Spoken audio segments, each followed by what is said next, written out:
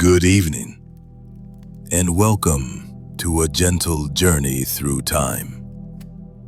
As you lie back and let your thoughts drift, imagine yourself awakening, not in the 21st century, but in the quiet, pre-dawn stillness of ancient Rome. You are not a senator, nor a soldier, nor an emperor. You are something far simpler, a potter. A humble, skilled artisan in a small Roman town. Perhaps somewhere near the river Tiber, or further inland, where the hills roll gently and the olive trees sway in the early morning light. Let the modern world fade.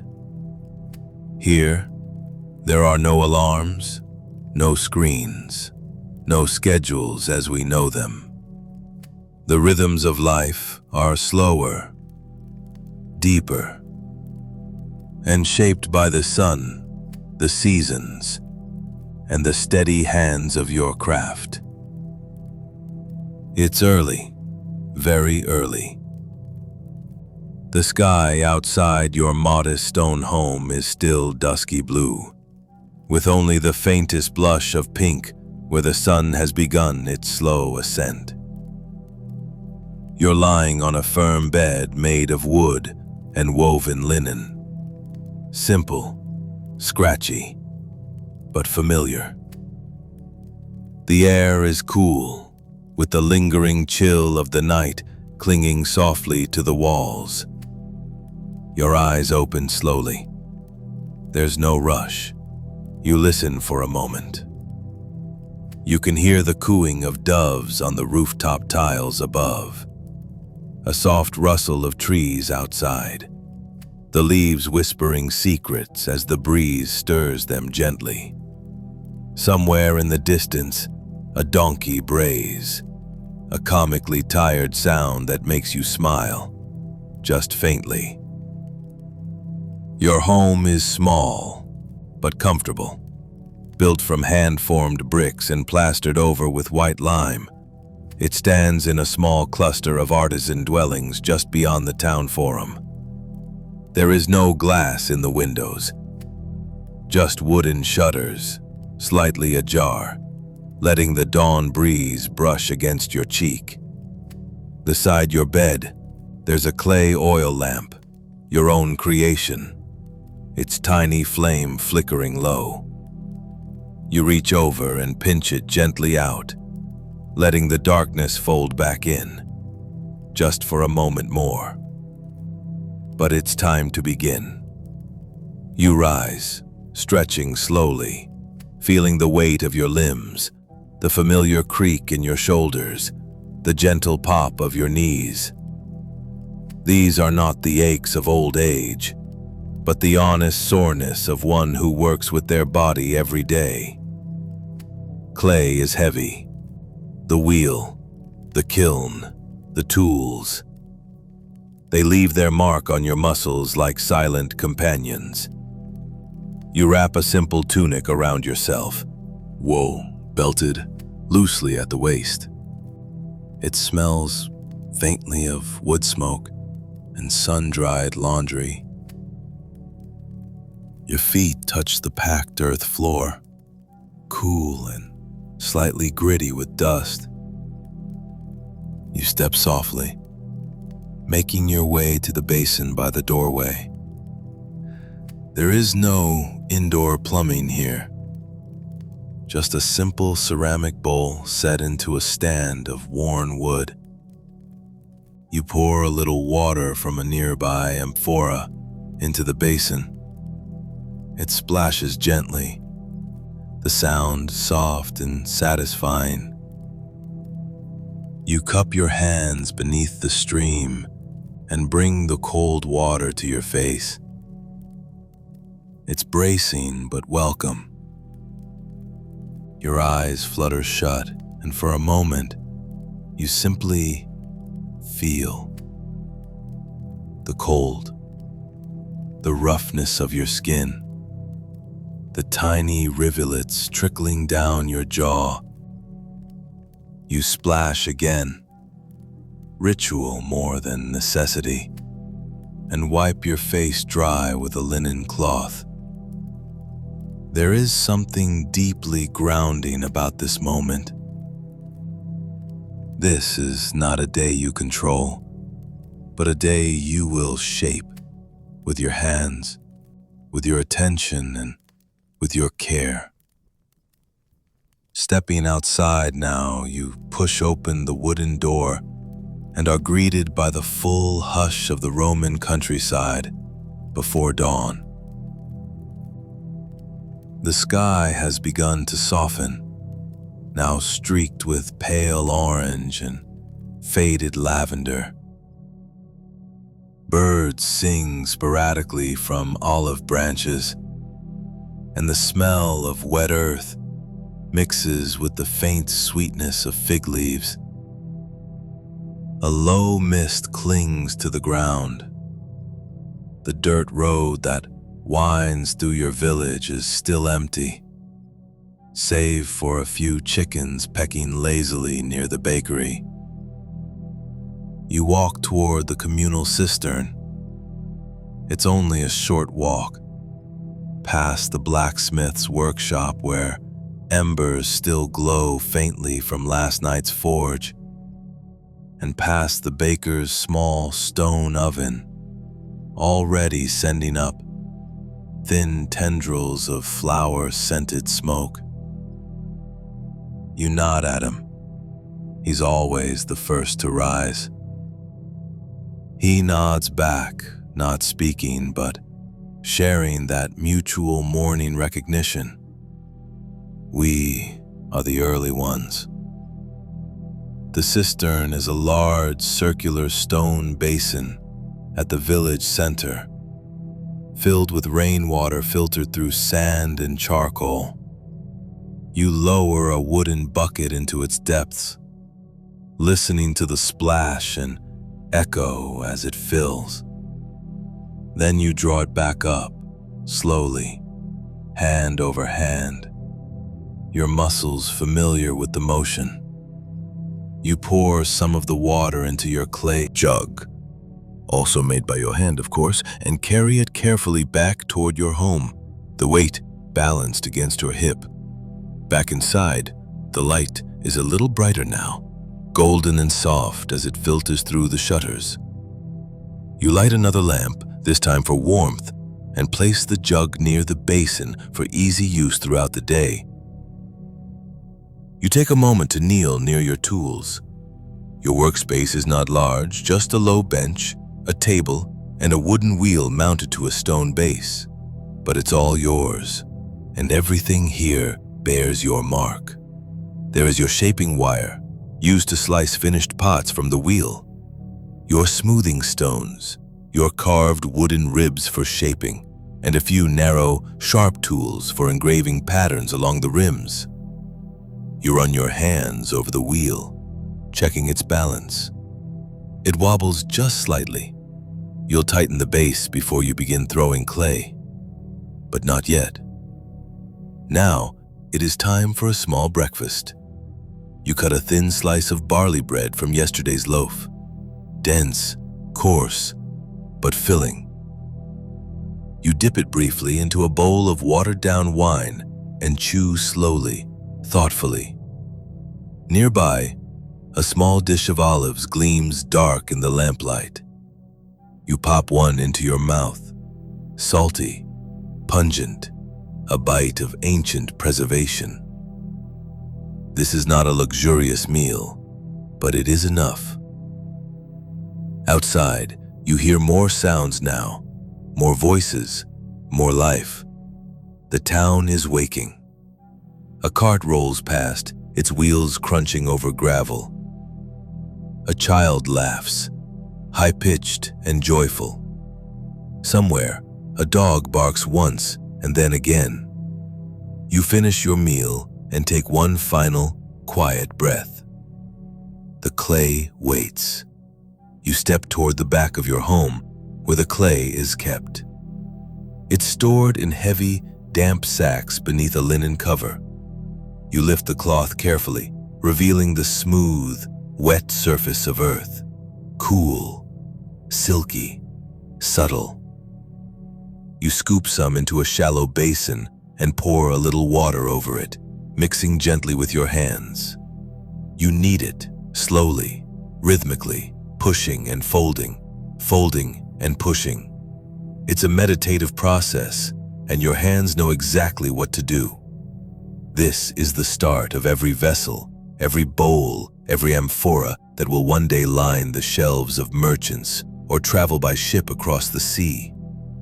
It begins here, in your hands, in the quiet of the early Roman morning.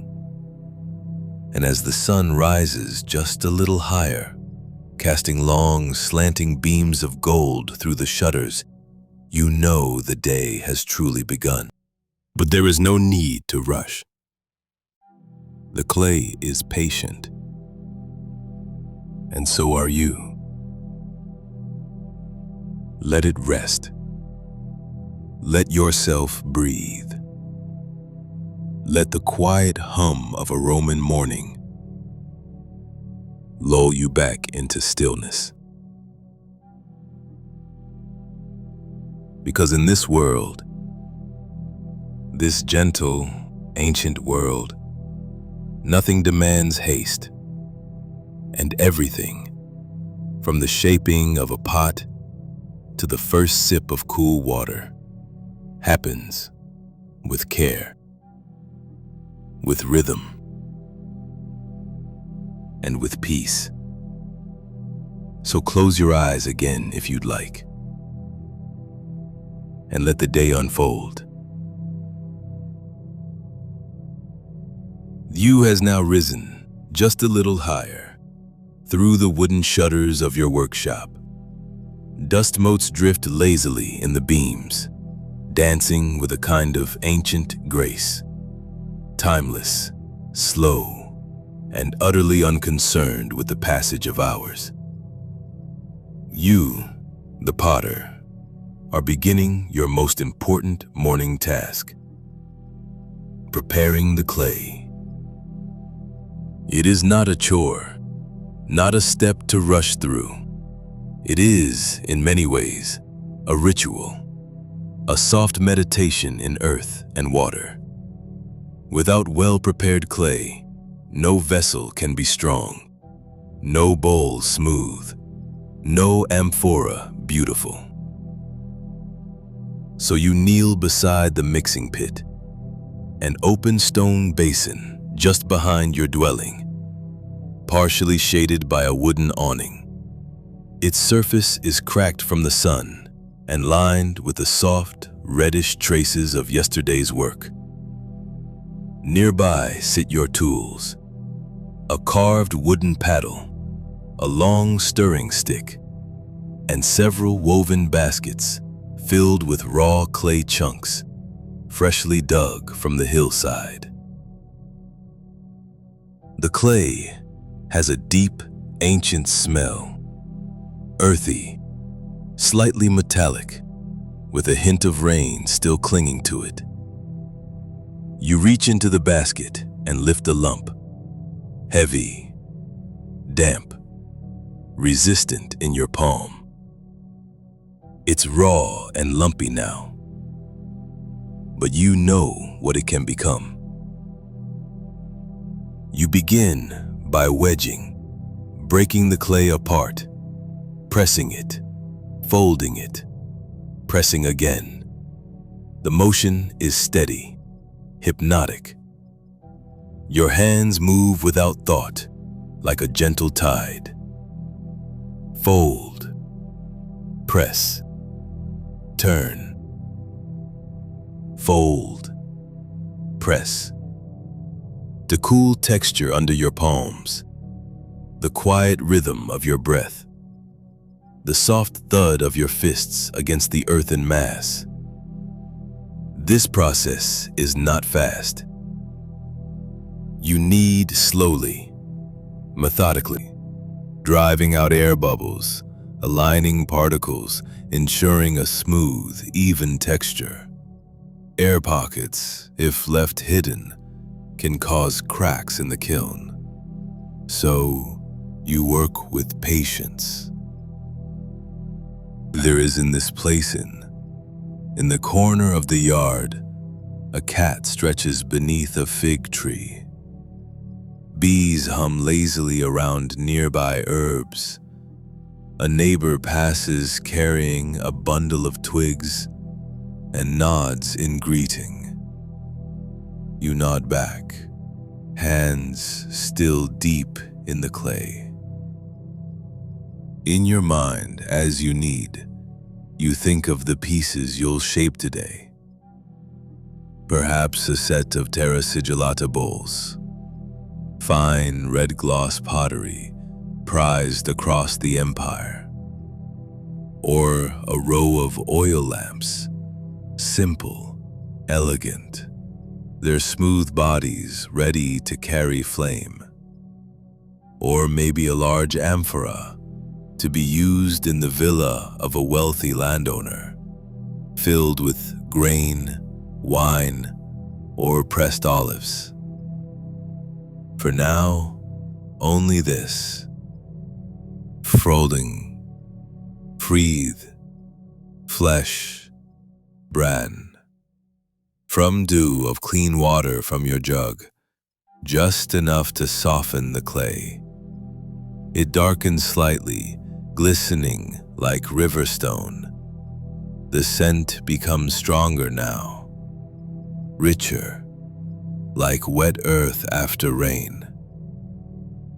You continue to knead. It's not unlike preparing bread dough. If bread were to last 2,000 years, buried beneath the ruins of a Roman villa. You pause now and then, brushing hair from your brow with the back of your arm, wiping clay-smudged fingers on your tunic. You are not in a hurry.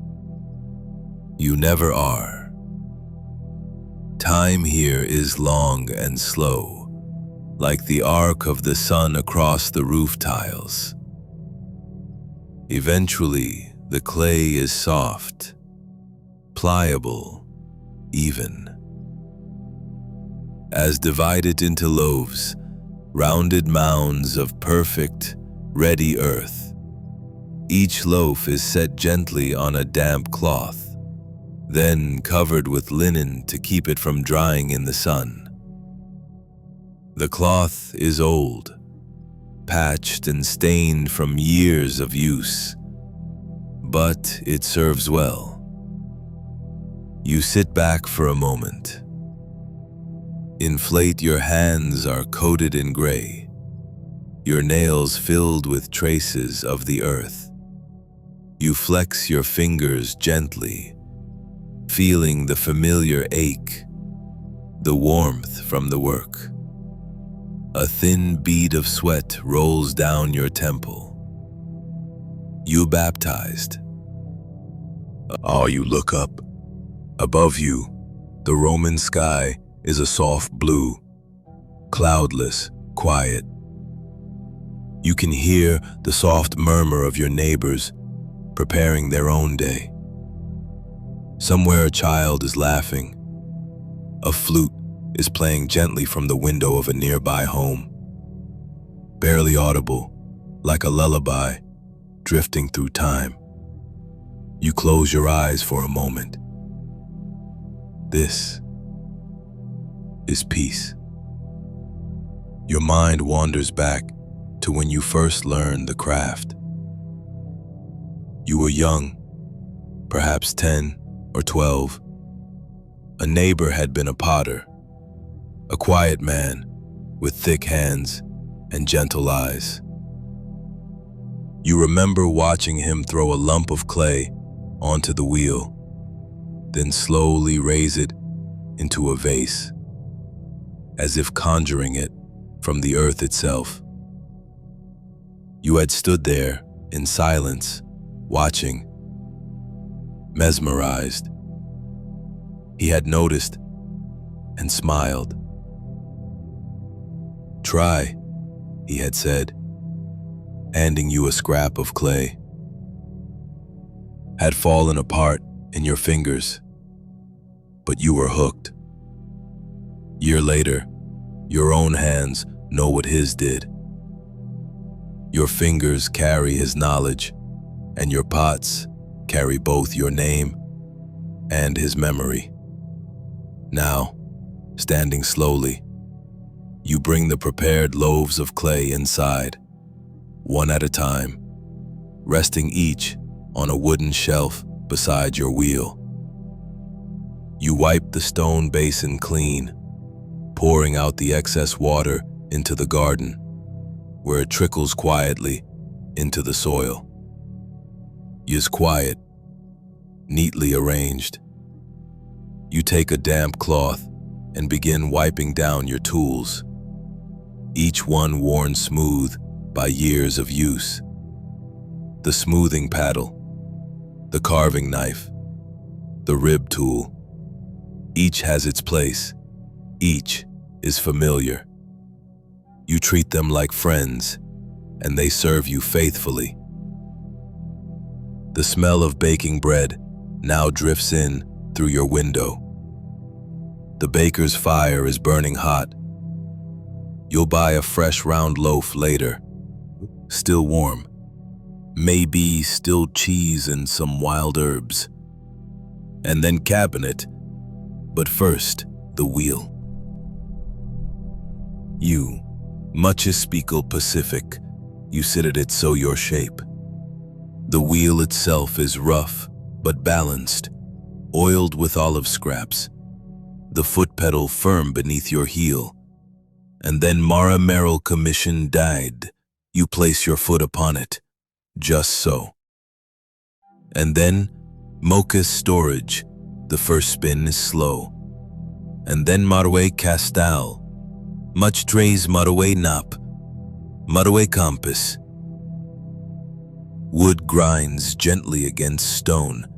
The wheel begins to turn. And then me, Marwe Compass. You press your foot again, more smoothly now. The motion becomes steady, circular, rhythmic, like the turn of the seasons, like the rise and fall of breath. And then Marwe Castal Compass. The wheel begins steady. You take one of the clay loaves, place it at the center. The drink saved a forve of the clay loaves. The odor long begins the base and the place is over. Your hands lower, and the father's safety yard in flaces and store. The wet clay meets the spinning stone. And then begins urbans and tens and tins and dirk. And then Mara bestures and pens. And so begins the dance. And then Marwe Compass, and then Marwe So. But that is a story for the next chapter. Let's drift now, deeper into the morning. The clay has been prepared. The air is still warm and still. Shadows lean gently toward the west as the sun continues its slow, golden rise. You sit at your potter's wheel. It creaks softly under your weight, an old and familiar companion, built by your grandfather perhaps, or repaired many times by your own hands. It is simple, a round wooden disc set upon a pivot, driven by your foot, steady as breath. You reach for one of the smooth, waiting loaves of clay. Its surface is cool, slightly damp beneath your fingers. You hold it gently, almost reverently, as you press it down at the very center of the wheel. This is where the magic begins. You settle yourself, spine straight, both feet firm. One foot slides into place, resting against the pedal stone. You draw a breath, calm and even, then press. The wheel begins to spin. Slowly at first, a soft groan of wood on wood, then smoother, steadier, until it turns like the earth itself, quiet, patient, eternal. With practiced motion, you wet your hands in the nearby bowl. The water is cool, clear, and just enough to slick your palms. You lean forward and lower your hands around the spinning clay. Your fingers press inward, thumbs downward, palms steady. This is called centering. It is the foundation of everything. You must bring the clay perfectly into balance, neither wobbling nor resisting, but spinning smoothly at the heart of the wheel. Your hands know the pressure needed. Not forceful, not weak, just right. Your muscles remember this dance. The clay wobbles at first, shifts beneath your touch, but you guide it with slow, gentle adjustments, like steering a small boat across still water. After a moment, the wobble fades. Now the lump is still, even in motion. A perfect column, steady and round. You smile softly. The hardest part is done. Now the shaping begins. With both thumbs, you press gently down into the center, opening the clay. A small hollow appears.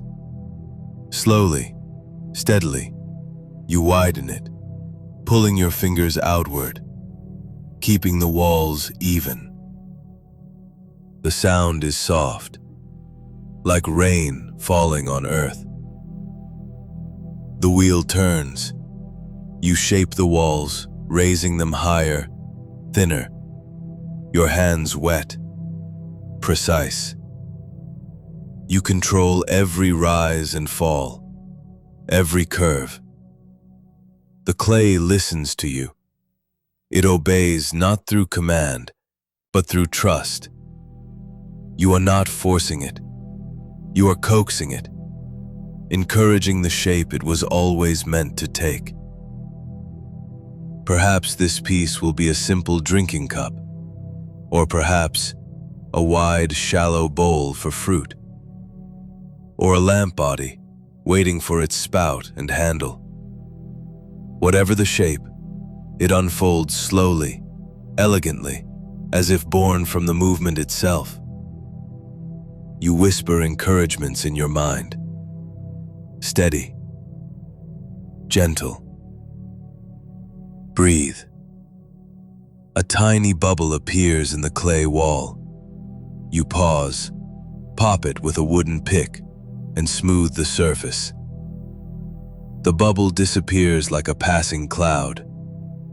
You continue shaping, rising, steady, smooth. At times, your eyes close. You no longer need to see. Your hands know every turn, every soft edge, every line. You are working by feel, by memory, by instinct passed down through generations of potters, artisans, and silent makers. It is quiet now. Only the spinning wheel and the breath of your body. Occasionally, a fly buzzes past. A rooster crows in the distance. But here, inside this moment, it is only you, the clay, and the wheel. You pause now and then to dip your sponge in water, dabbing the rim, smoothing the lip. You run your rib tool along the edge, scraping away excess moisture. You tilt your head, observing the symmetry. It is beautiful, but not perfect. Perfection, you know, belongs to the gods. What you seek is harmony, balance. usefulness, grace in form, and above all, calm. This piece is nearly done. You slow the wheel gently, your foot easing off the pedal. The spinning slows, then stops. The vessel sits in the center, glistening in the light, tall and elegant. Its curves like a melody, its lip thin as a leaf. You reach for the string, 2 cords held taut between your fingers, and draw it cleanly beneath the pot. The clay separates from the wheel. You lift the pot carefully, with both hands, and carry it to the drying shelf. There, others wait. Some leather hard, some ready for trimming, some already etched with lines and designs, simple patterns, family marks, waves, olive branches, laurel leaves. You return to the wheel. You place another loaf of clay at its center and begin again. Each pot is like a breath, each shape a heartbeat, each movement a prayer. As the sun moves overhead, you enter a rhythm, pot after pot, shape after shape. Your body relaxes into the motion. You do not speak, you do not think, you simply create. Later, you will trim the bases, add handles, stamp your maker's mark. Still later, you'll leave them to dry beneath the awning, away from direct sun. Then fire them in your updraft kiln, watching the flames flicker across their skin, waiting for that magical orange-red glow that tells you the pot is ready. But for now, just the turning, the clay, the hands, the peace.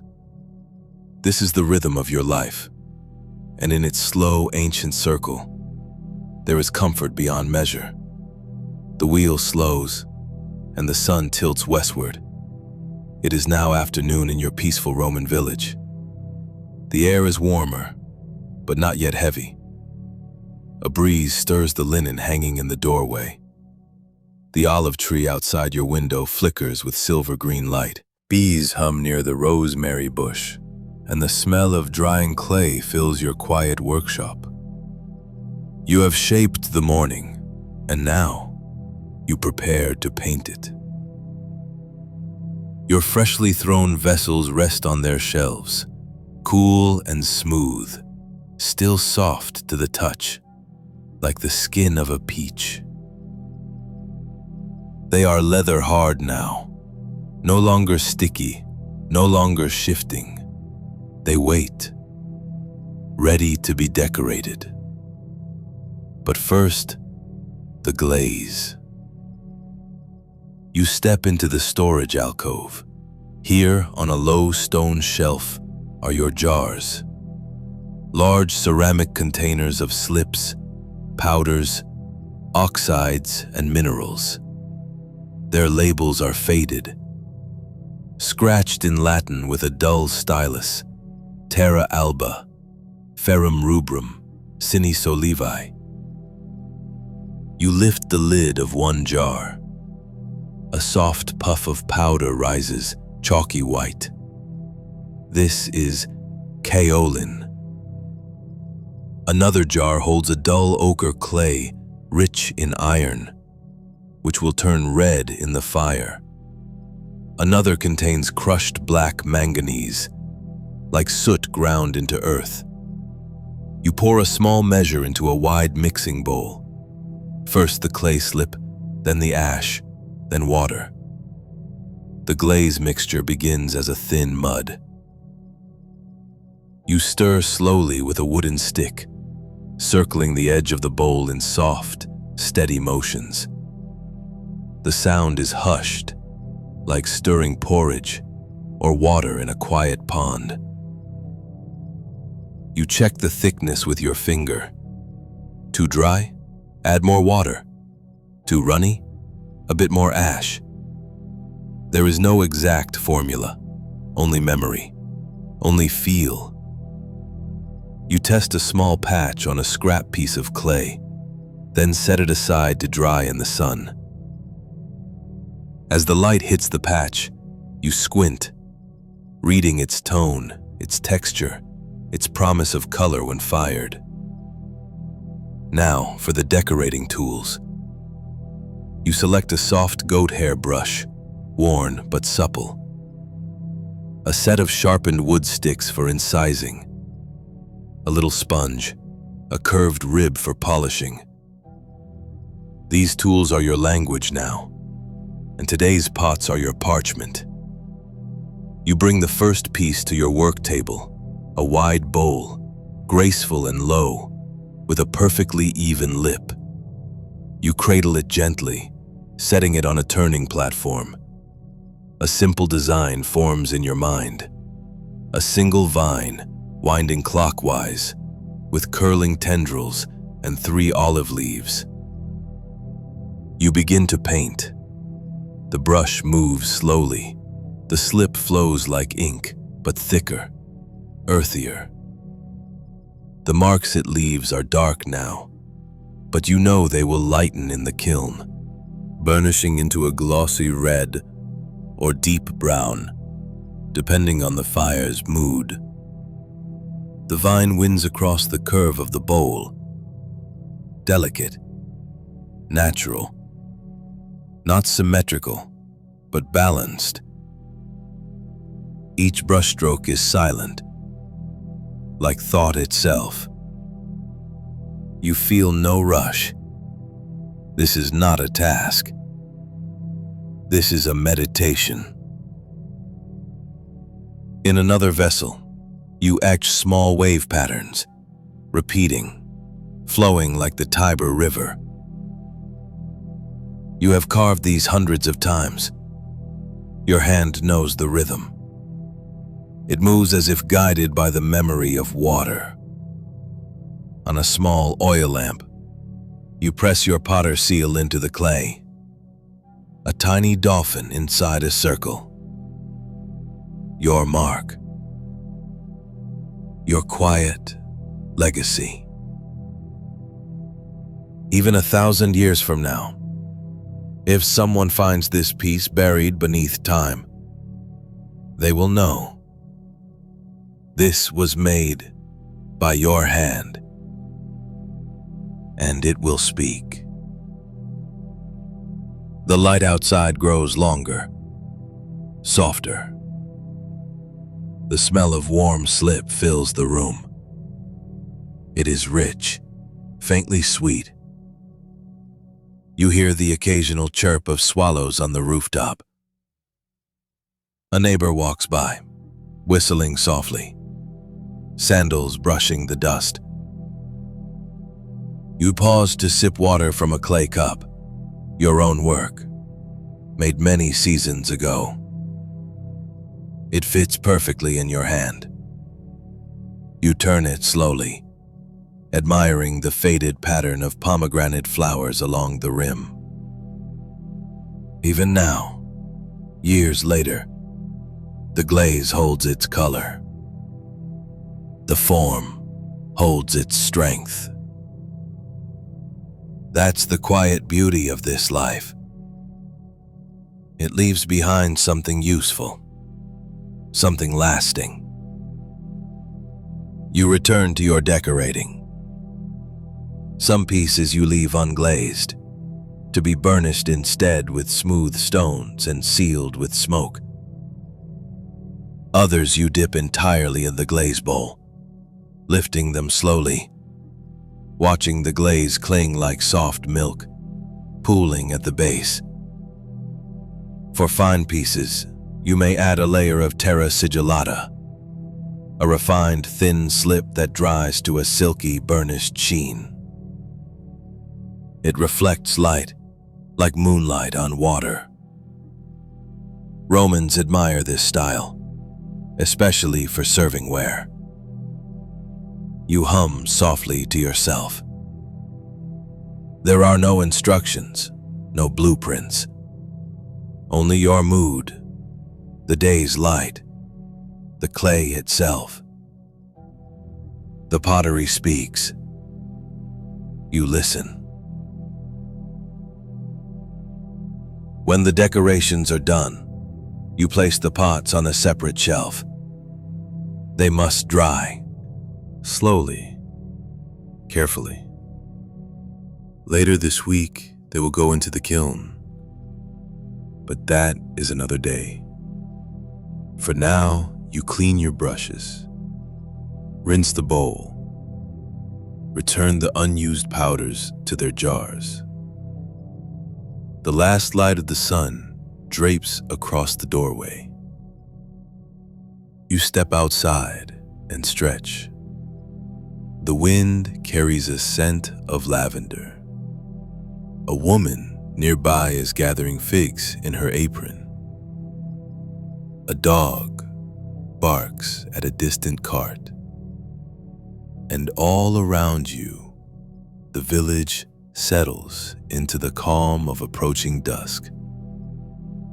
You have painted the day with your hands, and it has painted you. It is early, before even the birds have begun to sing. The sky is still deep blue, not night, but not yet morning. A pale shimmer glows on the eastern hills, and in the quiet, while the village still dreams, you rise. Today is Firing Day.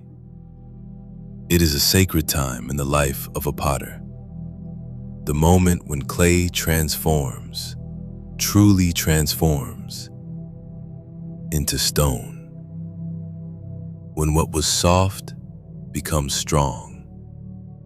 When what was fragile becomes enduring. You wrap your cloak loosely over your tunic and step into the cool morning air. The grass is wet beneath your sandals. A light mist curls near the ground. Somewhere far off, a donkey brays. A single bird chirps once, then falls silent again. You walk toward the kiln. It sits apart from the workshop, near a grove of fig trees. A large, dome-shaped structure made of thick clay and stone, darkened with soot, shaped by years of use. The top vent is still closed. The firebox lies empty, waiting. Today, it will breathe flame once more. You begin by checking the pottery. They sit on wide planks beside the kiln, fully dry now. Lightly tapping them gives a soft, hollow sound, a music only potters know. The clay is pale and chalky, decorated with hip slips and incised designs. Some are bowls, some lamps, a few slender amphorae for oil or wine. You handle each piece gently, inspecting them for cracks. Any weakness now will break them in the fire. One by one, you place them inside the kiln. There is a rhythm to loading. Larger vessels at the bottom, smaller, lighter ones above. You leave a finger's width of space between each piece so the heat may flow evenly. You stack them with care, not like cargo, but like sleeping children. When the last pot is in place, You close the flue with a stone slab and seal the firebox with flat bricks, leaving space only for the fire itself. Now, the kindling. You fetch dry olive branches from a nearby pile, thin, crackling twigs that catch easily. Beneath the firebox, you lay them gently, forming a soft bed. Then, thicker sticks above, and finally small logs. The match is a glowing coal, borrowed from your neighbor's hearth. You crouch low and blow gently into the firebox. The twigs catch with a tiny sound, like paper tearing. The flames rise slowly, cautiously. You feed them gently, letting the fire grow, never rushing. This is not a blaze. This is a conversation. The kiln must wake slowly, like an old man from sleep. Too fast, and the pots will crack. Too cool, and the fire won't hold. You adjust the air vents, tend the flames, feed the kiln like it's alive. And in a way, it is. For the next several hours, you sit beside it. You listen to the fire. You feel the warmth on your hands. You sip water from a clay cup, chew a dried fig, and occasionally adjust the wood pile. The fire grows hotter, orange, then yellow, then white at its core. You hear the deep crackle of olive wood, the low roar of flame licking the kiln walls. Inside, the clay is changing. It's a silent alchemy, invisible but absolute. First, the moisture escapes. Then, the organic materials burn away. Then, at last, the clay particles melt slightly, fusing together, vitrifying, becoming one solid ceramic body. You can smell the moment it begins. It's not smoke anymore, but something richer, an earthy, ancient scent, like iron and stone and life. You crouch near the side vent and peer inside. The glow is magnificent. Soft orange at the edges, deeper gold within. You smile. The kiln gods are pleased today. Throughout the day, you continue tending the fire. You never leave it. Other villagers pass by. Some wave. Some stop and chat, sharing bits of bread or gossip. But most understand. The potter's fire is sacred. They speak softly. They do not touch the kiln. By afternoon, the kiln is at its hottest. You cannot stand too near it now. The stones radiate fierce heat. Your arms are streaked with sweat and soot. Your hair smells of smoke. And still, you watch. You wait. This is the moment of trust. You've done your part. Now the fire decides. Late in the day, when the fire begins to calm, you close the vents. Let the flame fall into coals. Let the heat remain trapped, circling inside. You seal the flue with wet clay, and then you walk away. There's nothing more to do. You will not open the kiln again until tomorrow or the day after. It must cool completely, slowly, in its own time. And so, as evening falls, you wash your hands in the stream. The water is cold and refreshing. You feel the weariness in your bones, a satisfying kind of tired, earned with breath and fire. You sit beneath the fig tree as the stars begin to appear, one by one. And as the cool wind drifts across the fields, you close your eyes. Tomorrow the mystery will reveal itself. Tomorrow you will open the kiln and see what the fire has chosen to give back. Until then, you rest.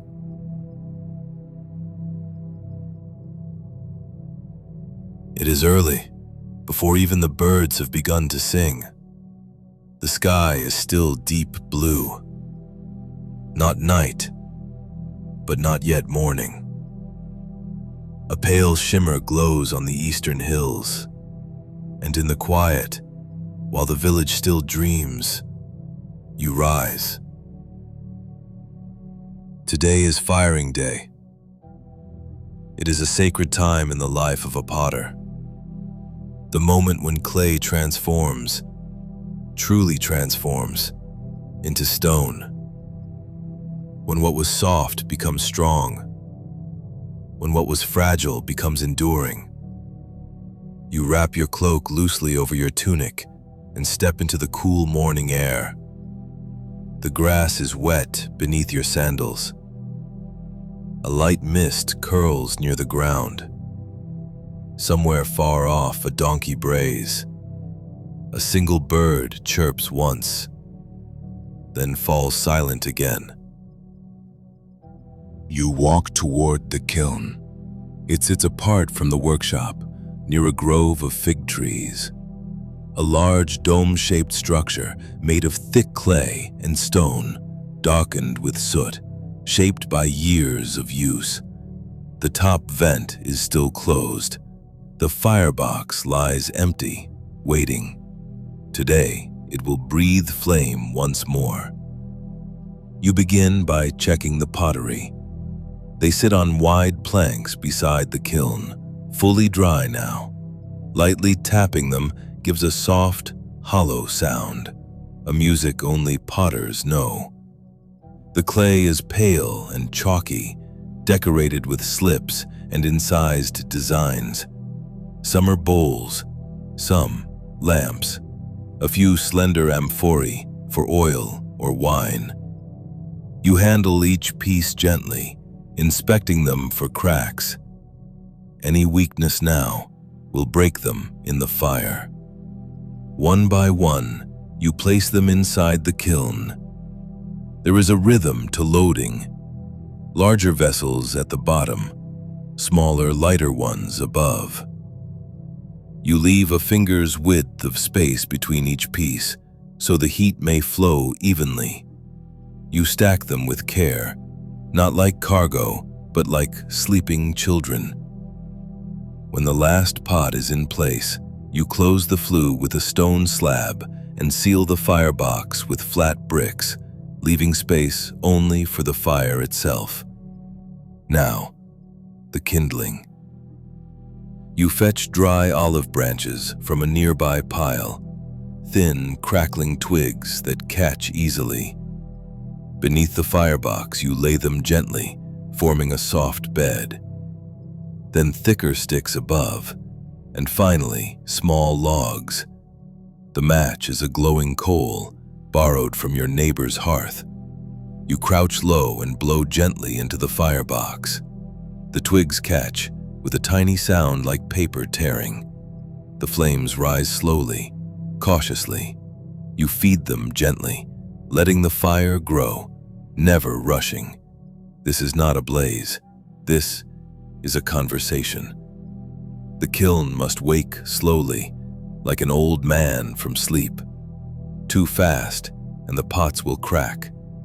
Too cool, and the fire won't hold. You adjust the air vents, tend the flames, feed the kiln like it's alive. And in a way, it is.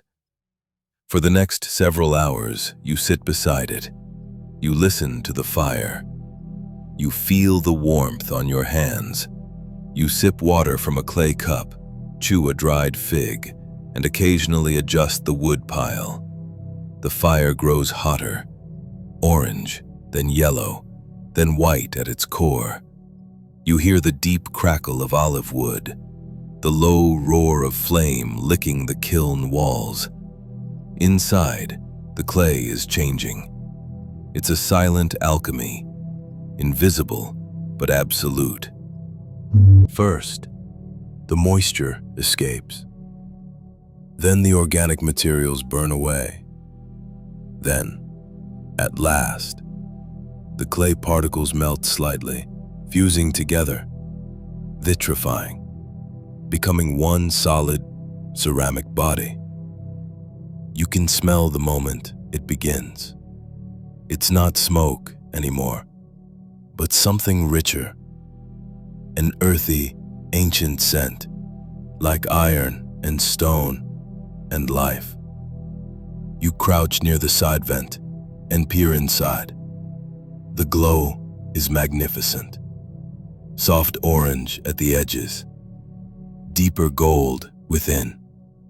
You smile. The kiln gods are pleased today. Throughout the day, you continue tending the fire. You never leave it. Other villagers pass by. Some wave. Some stop and chat, sharing bits of bread or gossip. But most understand. The potter's fire is sacred. They speak softly. They do not touch the kiln. By afternoon, the kiln is at its hottest. You cannot stand too near it now. The stones radiate fierce heat. Your arms are streaked with sweat and soot. Your hair smells of smoke. And still, you watch. You wait. This is the moment of trust. You've done your part. Now, the fire decides. Late in the day, when the fire begins to calm, you close the vents. Let the flame fall into coals. Let the heat remain trapped, circling inside. You seal the flue with wet clay, and then you walk away. There is nothing more to do. You will not open the kiln again until tomorrow or the day after. It must cool completely, slowly, in its own time. And so, as evening falls, you wash your hands in the stream. The water is cold and refreshing. You feel the weariness in your bones, a satisfying kind of tired, earned with breath and fire. You sit beneath the fig tree as the stars begin to appear, one by one. And as the cool wind drifts across the fields, you close your eyes. Tomorrow, the mystery will reveal itself. Tomorrow, you will open the kiln and see what the fire has chosen to give back. Until then, you rest. The sun has returned. It's been a day, maybe two, since you sealed the kiln and walked away. And now, as you approach once more, the air is warmer, gentler. The fire has long since gone to sleep. All that remains is the memory of heat. You place your hand against the kiln's side. It is cool to the touch. The time has come. Today, you will open the belly of the earth. Today, you will hold the fire's gifts in your hands. You sit on a flat stone and gather your tools, a long-handled paddle for moving hot pieces, a damp cloth for soot, a simple brush for ash. You breathe deeply, taking in the quiet scent of sun-warmed clay and fig leaves. The kiln stands before you, not as a furnace now, but as a sealed tomb of possibility. You begin with the flue. The top vent is carefully unsealed. You slide the stone slab aside, watching a small puff of warm air rise and disappear into the morning sky. A soft smell follows: earth, ash, a faint sweetness of cooked clay. You move slowly to the firebox. Its bricks are cool now. You remove them one by one, revealing the hollow chamber behind. Shadows fall across the shelves of pottery, still half hidden in the kiln's dark mountain. You pause. This is the moment of truth. You lift the first piece, a small oil lamp. It is warm, not hot. The glaze has sealed beautifully, its surface glossy and smooth. The carved dolphin seal is crisp and perfect. You smile gently. It survived. And more than that, it transformed. Piece by piece, you begin to unload the kiln. You move slowly, reverently, like retrieving relics from a sacred cave. The amphorae are whole. Their surfaces shimmer with red and gold. A few bowls have crackled slightly, not flaws but marks of fire's touch, unique as fingerprints. One piece, a painted jar, has bloomed with unexpected color, a purple blush where manganese met iron in the heat. You did not plan it, but it is beautiful. Fire, it seems, is an artist too. You handle each pot like it is a fragile treasure, not because it is weak, but because it is earned. Each vessel represents hours of breath, of motion, of intention. Clay from the riverbank, shaped by hands, dried in sun, painted in thought, and fired in flame. And now here they are. You place them on a wide mat in the grass, a glowing row of redware and burnished slip, of etched lines and painted vines. Some are perfect, others are slightly warped, but none are failures. There are no failures, only learning. A cracked piece teaches more than a whole one. A pot that slumped too close to the fire tells you next time, give it space. A glaze that ran shows the edge of patience. The fire is always the final teacher. You work until midday. The sun is high now and the field hums with bees. Your arms are streaked with clay dust. Your tunic is marked with soot. But your heart is full. You have brought something into the world. You sit beneath the fig tree once again. The same tree where you waited during firing day. But today, the breeze feels different. There's a weight that's lifted, a hush, like the world is holding its breath and smiling. You sip water. A bird lands nearby. A child runs past, barefoot and laughing, and stops to look at the pots. She points at a small one, shaped like a turtle. You gift it to her with a wink. She grins and runs off, and you return to your mat, brushing dust from each pot, holding them up to the sunlight, watching the way the glaze shines, not bright, but soft, like candlelight on stone. You see your marks, your lines, your seal, but you also see the fire's marks, smoky edges, subtle warps, colors you never painted. Together, you have made these. Together, you have shaped beauty. Tonight, when the village gathers for the festival, you will bring these pots to the market square.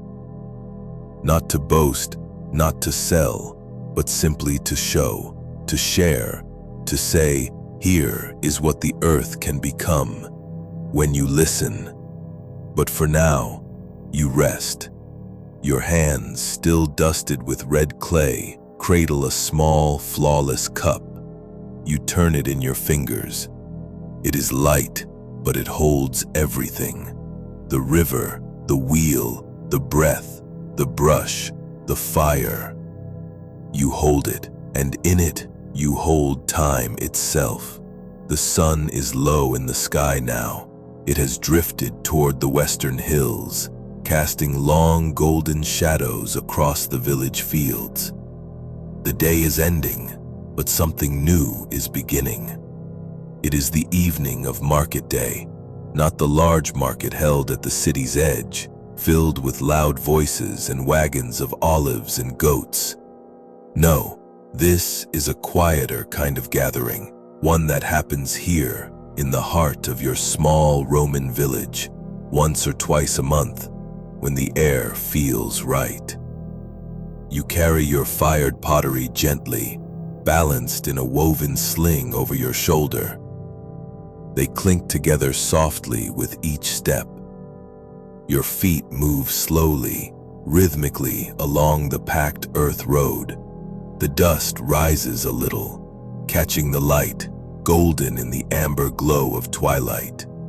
You pass other villagers also walking toward the square.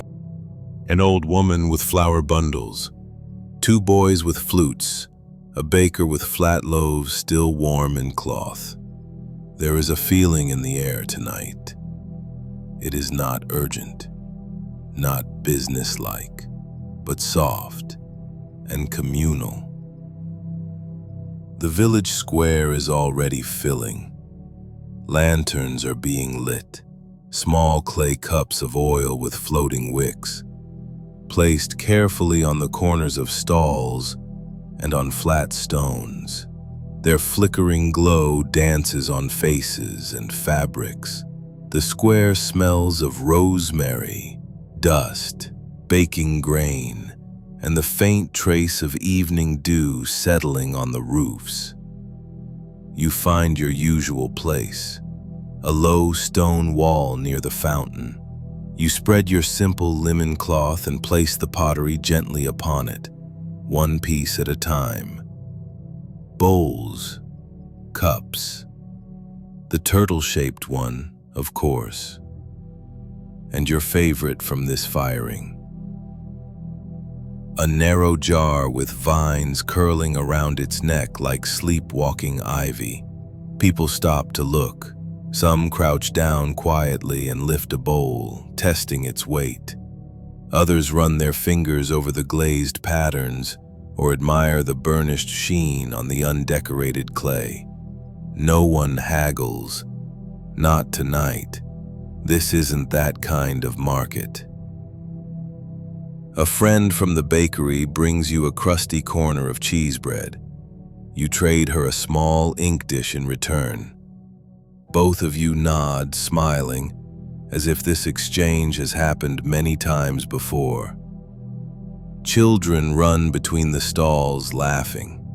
Old men sit under the olive tree and retell the same stories they've told for decades. Someone nearby begins to pluck at a kithara, soft, stringy notes that flutter on the evening air like fireflies. And as you sit there, your pottery glowing in the lantern light, you feel something else. Not pride exactly, not joy either, but a stillness, a sense that this evening, this breeze, this square filled with murmured voices and flickering shadows, is what your work was meant for. Not just to be made, but to be shared, to be part of a world. Across the square, a storyteller has begun to speak. He stands on a low wooden crate, his hands moving slowly in the air as he conjures tales of gods and beasts and lovers long lost to time. Children gather near his feet, their faces glow like coals, lit from within by wonder. A jug band joins in softly, just a clay drum, a reed flute, and a woman humming wordless tunes in an ancient melody. She doesn't sing for applause. She sings to keep the air warm, to give sound to the night. You hand a boy a small broken bowl. He doesn't ask for it. He just sits there, staring. And you see in his eyes the reflection of your own long-ago gaze. He is already dreaming of shaping earth, of coaxing beauty from mud and water. You give him the bowl. He says nothing, but his fingers tighten around it. In this square, no one rushes. There are no carts piled high with grain. There are no loud merchants barking for coin. Only clay and light and voice. The lamp maker's wife shows off her latest creation, a two-wicked light with an etched labyrinth along its rim. She beams as people gather to see it, not because they will buy it, but because they will remember it. Nearby, your friend who dyes cloth sits cross-legged with her dyed fabric spread around her like petals. She holds up a deep purple shawl, and someone gasps, not at its price, but at its color, like the inside of a plum. You lean back. The wall is cool against your back. Above, the sky is slowly deepening from gold to cobalt. The stars begin to emerge. One, then two, then dozens. The moon waits, patient behind a pale veil of clouds. The square grows dimmer now, except for the lanterns. And somehow, the dimmer it becomes, the more alive it feels. A final customer approaches, old man with a walking stick. He points to your narrow jar and asks if it will hold wine. You nod. He takes it, leaves behind a small woven pouch, filled not with coins, but with dried dates and almonds. A fair trade. You pack up the rest. What doesn't sell is not wasted. You will gift some to neighbors, trade others for olives or soap. A few you'll keep to study, to see what the fire taught this time. Your cloth folds easily. Your pots return to the sling, lighter now, both in weight and in meaning. As you walk home, the air is cooler. The night insects have begun to hum. The village is quiet again, but the square behind you still glows, a warm ember at the heart of the day, smoldering gently into the dark.